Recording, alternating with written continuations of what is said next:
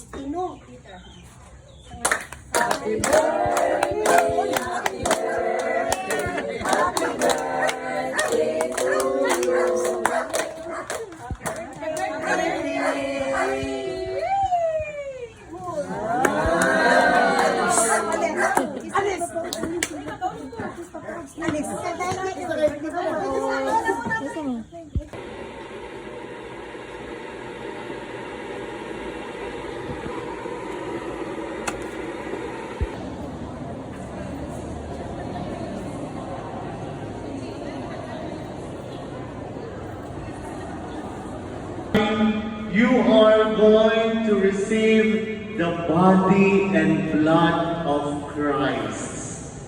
Children of God are blood of Christ. Very good, no? For the first time in your life, God will dwell in you.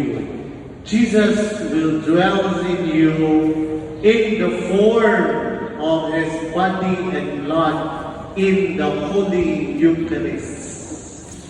I know that you are all excited now to receive Him, and perhaps some would be nervous about receiving the Holy Eucharist.